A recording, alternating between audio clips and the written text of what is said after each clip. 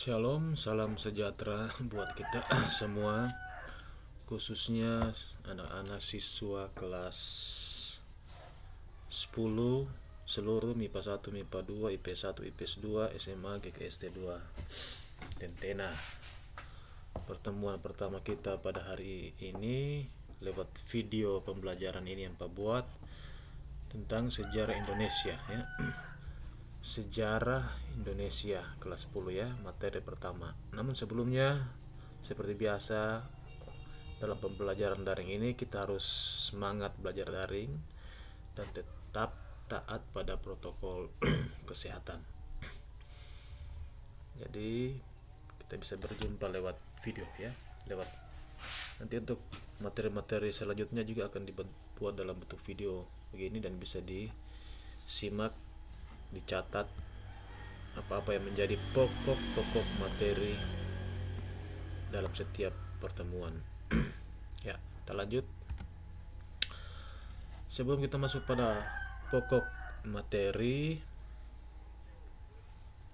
kita pahami dulu apa yang dimaksud dengan itu sejarah ya. Ini pengertian singkat tentang sejarah. Pengertian sejarah. Kata sejarah berasal dari bahasa Arab, sajaratun, yang artinya pohon. Dalam bahasa Arab, kata sejarah disebut tarik.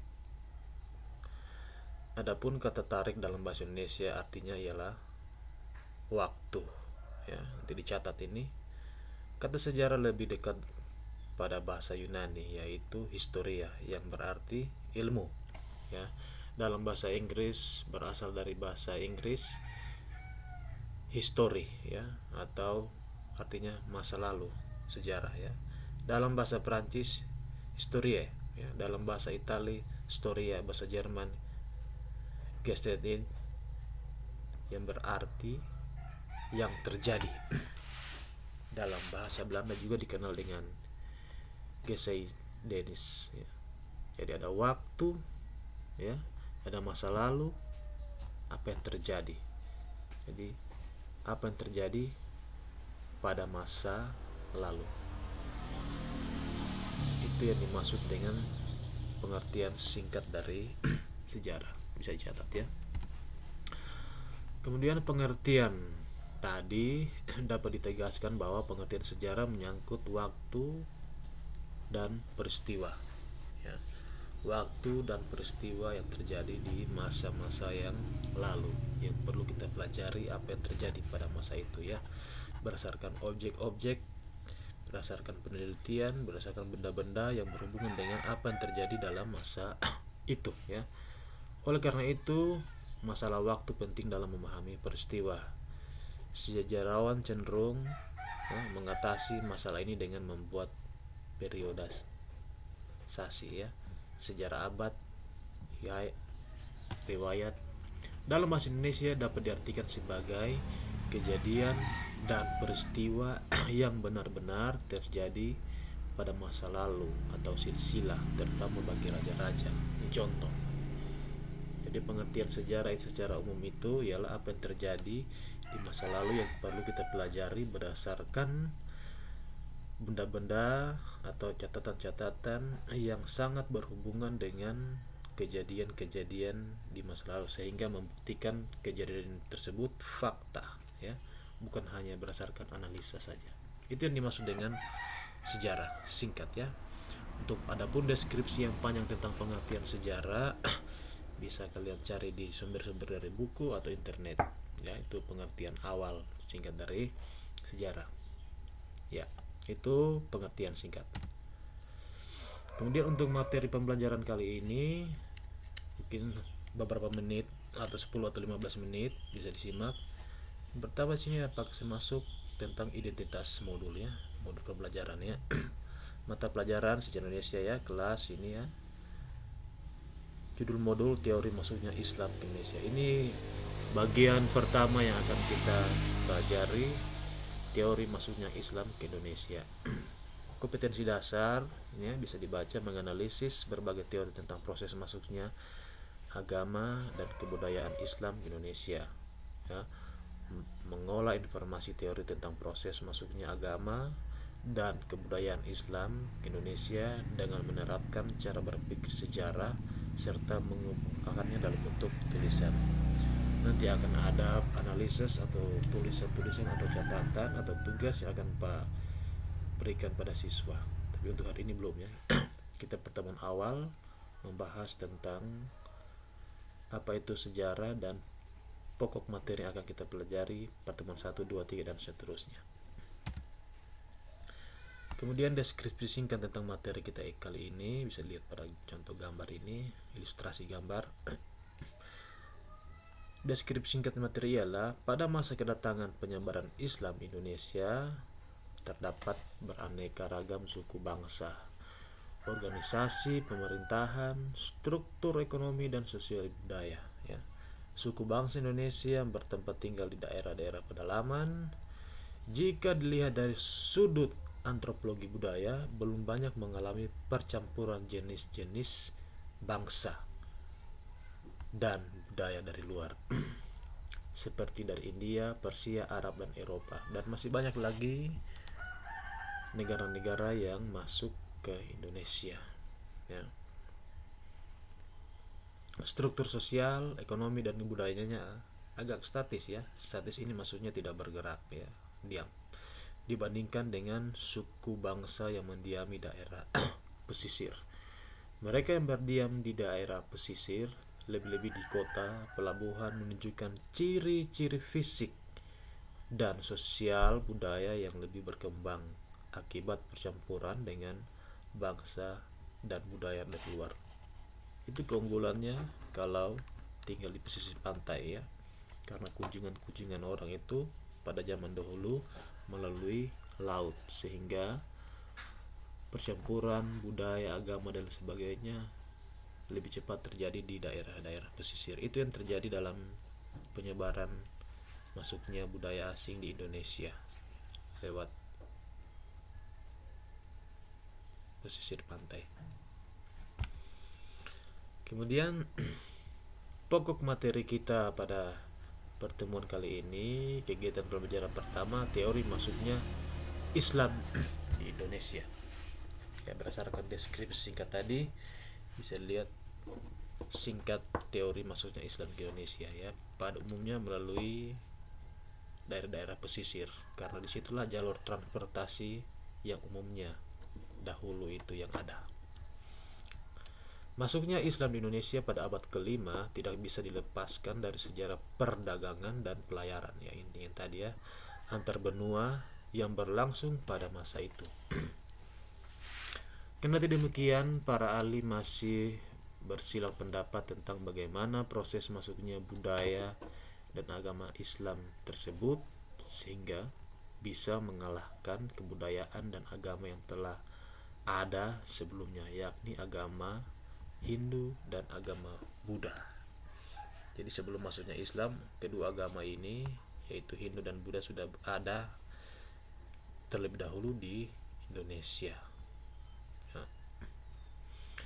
Berbagai teori pun berkembang dengan disertai bukti dan fakta pendukung ya, fakta pendukung dan teori pendukung bagaimana Islam itu masuk ke Indonesia melalui tadi daerah-daerah pesisir pantai, melalui transportasi laut, kapal dan sebagainya.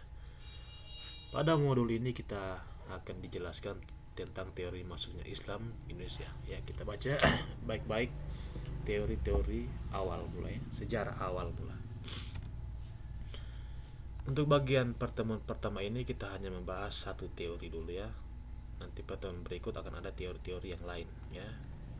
Teori yang pertama ialah teori Gujarat. Tokoh yang mendukung teori ini adalah para ilmuwan Belanda seperti Napel dan Ukete ya, yang mengatakan bahwa yang membawa agama Islam ke Indonesia ialah orang-orang Arab ya, para pedagang-pedagang Arab yang sudah lama tinggal di Gujarat atau India. Gujarat itu tempatnya di India. Menurut mereka Islam masuk Indonesia sejak awal abad ke-13 Masehi. bersama dengan hubungan dagang ya. Intinya ialah daerah pesisir pantai itu sebagai sumber perdagangan yang terjalin antara masyarakat Nusantara dengan para pedagang Gujarat yang datang dengan jalur Indonesia ya, Kembei, Eropa Timur ya, Timur Tengah dan Eropa. Itu jalur-jalur perdagangan zaman dahulu melalui laut. Kemudian menurut Snow Hortruje ini, yang juga sebagai ilmuwan Belanda, berpendapat bahwa hubungan dagang Indonesia dengan orang-orang Gujarat telah berlangsung lebih awal dibanding dengan orang-orang Arab. Jadi intinya sini penyebaran budaya secara khusus agama Islam masuk Indonesia dan berikutnya agama-agama yang lain ataupun budaya-budaya yang lain pada umumnya terjadi di daerah-daerah pesisir pantai. Karena seperti yang Pak jelaskan tadi bahwa sumber transportasi jalur perdagangan itu banyak melalui laut pada zaman dahulu, sehingga budaya-budaya yang masuk atau perubahan-perubahan yang masuk pada umumnya terjadi di daerah pesisir pantai untuk menyebarnya langsung nanti ke daerah-daerah yang lain. Kita lihat saja di Indonesia, daerah kepulauan ya, banyak sekali pesisir-pesisir pantai yang akan disinggahi oleh para pedagang-pedagang atau pencari rempah-rempah atau penjelajah zaman dahulu untuk bersinggah di negara kita Indonesia, sehingga penyebaran budaya dan penyebaran agama dan lain sebagainya itu sangat cepat di daerah pesisir pantai karena jalur tadi ya, jalur perdagangan. Ini contoh salah satu gambar makam Malik Al-Saleh tahun 1297 Masehi, salah satu pendiri kerajaan Samudra Pasai. Ini adalah bukti fisik kuburannya atau makamnya bahwa benar kerajaan Samudra Pasai itu ada, dibuktikan dengan makam tersebut. Itu salah satu bentuk yang dimaksud dengan sejarah, harus dibuktikan dengan benda-benda yang berhubungan langsung dengan apa yang akan kita pelajari. Kalau tidak ada kajian atau teori-teori mendukung, fakta yang mendukung, ibarat itu hanya semacam cerita rakyat atau legenda atau mitos ya, berbeda dengan sejarah. Kemudian sambungan teori tadi, teori masuknya Islam di Indonesia yang dicetuskan Hoji dan Nabil ini didukung oleh beberapa bukti ya.